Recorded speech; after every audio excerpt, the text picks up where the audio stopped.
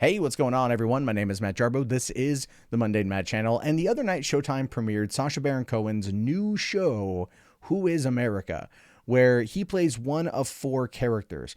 The first one we see here is an Israeli arms instructor who was the biggest one making the splash the other day, where he got a whole bunch of Republican gun nuts in order to sponsor this kindergartens program out of Israel, where they would be training kids ages 16 down to 4, which is specifically a way that he phrased it, to be proficient in firearms.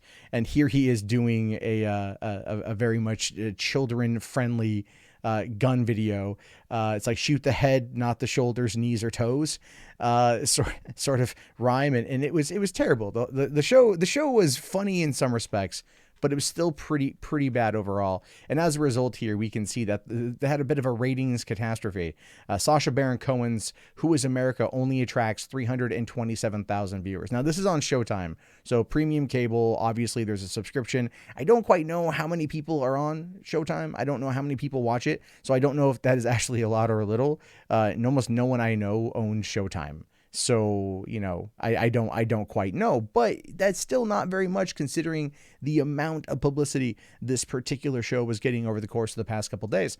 Now, it says here that Sacha Baron Cohen's Who is America tanked in the ratings on Showtime Sunday night, attracting only 327,000 viewers, which landed 70th place for the day, which is pretty bad. But I mean, it was on a Sunday night and on a new show, and it had used hype. It had used all these hypes, all the gun stuff in order to get people to go check it out without showcasing any of the other characters, any of the other bits, because it was only like a quarter of the show was that. Now, it says here, with all the free hype, the flood of free publicity generated by the feckless controversy surrounding Hollywood once again, targeting people on the right for ridicule, this is a humiliating crash landing for Cohen, a left-wing performer who has not produced success in over a decade. And clearly he's referring to either Bruno, which was a moderate success, or Borat, which was a huge success. The Dictator in 2012 was garbage. But here's the thing with this too, is the opening of Who is America starts with kind of like the right-wing blogger, right guy, who is interviewing Bernie Sanders, and he's like trying to catch Bernie Sanders up. He's trying to get Bernie Sanders to break character, so to speak, and to go against his own talking points. And Sanders is just like, I don't think we're on the same page here. I don't get what you're trying to say. And I know that was meant to be done as a way to kind of like show that Bernie Sanders is smart, that like the left is smart, whereas the right was met with a whole different area. Now it says here, according to the Hollywood Reporter, far left entertaining outlet Who is America? Hollywood Reporter is a far left entertainment outlet. Sorry, John Nolte from Breitbart here has got to make sure that the Hollywood Reporter, is left wing. It's called the Hollywood Reporter. What else? This isn't Big Government or BigHollywood.com, which by the way predates Breitbart.com. That was its original name, to give you an idea. So it says it fell way below a similarly hyped Showtime offering, 2017's rebooted Twin Peaks, which attracted 506,000 viewers for its premiere. Twin Peaks has a long-standing tradition. It's popular. It was a long-awaited reboot from a 1980s and early 1990s television show and movie. So not those two. I think comparing the two are like apples and oranges. Now, Roger Friedman reports that the 10 p.m. Cohen was trounced by a show called Mexico Life, which did 5 or 6 times the business, 1.9 million viewers. Something called On the Case with PZ on Discovery had 1.5 million. Well, I don't know what show or what channel Mexico Life is on, so I can't tell you that one. And Discovery has I would argue probably a much larger base than Showtime because it's part of your general cable package. As compared to Showtime, which is a premium cable service. I just kind of want to put that out there. Cohen even lost to CNN, which has been cratering in the ratings. Again, CNN on a Sunday night. Those are when they put their Sunday night shows on. They do have a very dedicated base for that. Cohen's shtick is tired and a bit pathetic. What's more, it's even so 2007. And in this entertainment era where every comedian late night show and every Netflix special and news outlet has been weaponized to insult and denigrate Trump and its supporters, Cohen just adds to the noise. Moreover, of all the anti-Trump programs are not doing so well in the ratings, Stephen Colbert's Our Cartoon President, which aired on Showtime immediately after Cohen, only attracted 186,000 viewers. Well, to be fair, that show is bad. It's not funny. it is just not funny. They try so hard. I've watched a couple episodes. It swings and it misses more than it even remotely bunts to first base. Cohen is offering nothing new, just preaching to the choir with the help of selective editing. Why Showtime or Cohen believed American people would be interested in just another corporate-backed bully plucking the wings off of powerless flies to the delight of the rich and powerful provincial pals is beyond me. Oh, Jesus. Okay, so I chose this one because they're talking about this article, but Jesus Christ. John Nolte, oh my God. Trump wasn't really mentioned at all in the episode. Anytime they brought up, like, it was about guns and it was about like gun rights in this country, gun control in this country, and everything else like that. Baron Cohen is really, really, really good at, getting people to feel comfortable, bringing out probably some of their worst sensibilities, and then making fun of it, right? There's a whole bit in there where he plays this white, hetero, cis, straight man wearing an NPR t-shirt, and he even announces all of what he is, and then says, "I'm sorry," and then goes and has dinner with two Republicans, hardcore, very right-wing Republicans, this husband and wife, and the wife is actually the dominant one in the relationship.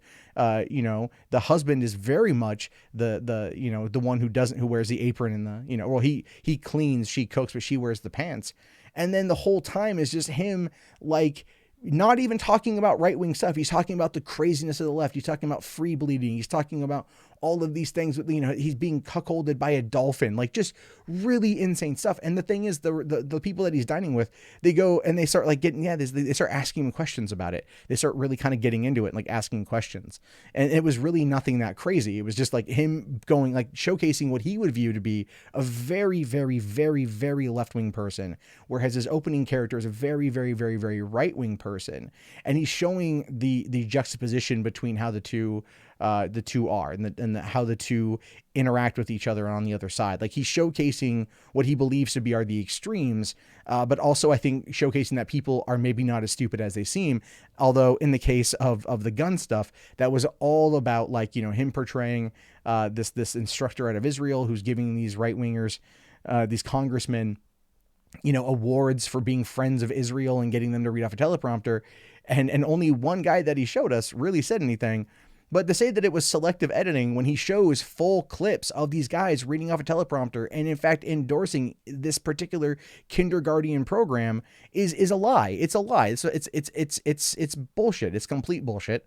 John Nolte's lying to you in that particular regard, because these are not selective editing. This is full clips of them saying this stuff.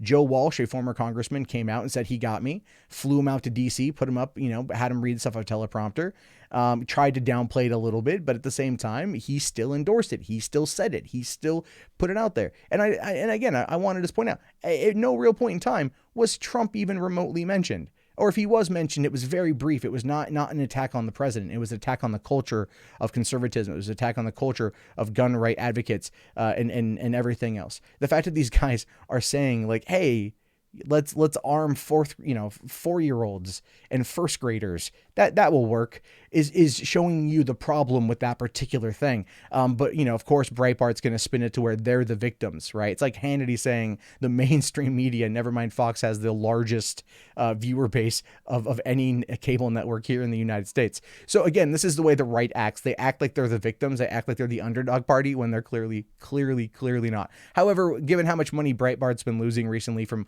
lack of advertising, I can understand where they'd want to take the victim card.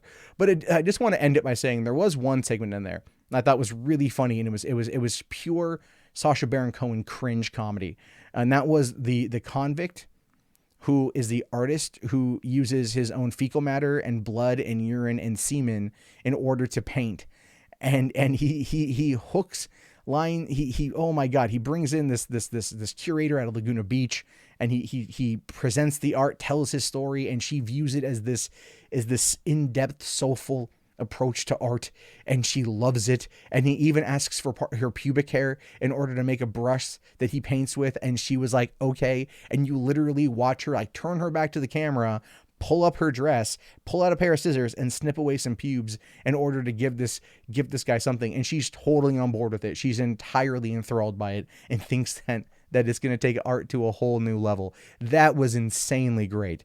And this is what I'm hoping for the show. The show needs a little bit of work. It is a little bit, you know, I don't know if we're going to be able to sustain Sacha Baron Cohen for a long period of time. I never thought Ollie G was that great as a show, and I didn't really care for Ollie G the movie either. I loved Borat, Bruno was, and The Dictator was garbage. So he's very hit or miss. But if he goes after the left and he goes after the right, by the way, keep in mind, none of that was mentioned. None of that was mentioned, how the opening of it dealt with Bernie Sanders and how he played a left-winger who was, you know, being super crazy and cringy. None of that was mentioned in the article, which goes to show you the exact bias that we're going to see from people who are writing about the show. I would recommend giving it a shot. I think you can find the first 10 minutes of it on YouTube. Check it out. Otherwise, you know, give it a go next week. It's bad and ridiculous and amazing all at the same time, and it's what I expect from Sacha Baron Cohen. But anyway, if you guys saw it, let me know what you think. I'm curious to know your thoughts. Be sure to let me know down in the comments. My name is, of course, Matt Jarbo. This is the Mundane Matt channel. I will talk to you guys later. Have yourself a fantastic day, and peace out. If you enjoyed this video, please consider becoming a patron today for just $1 per month over at patreon.com/MundaneMatt.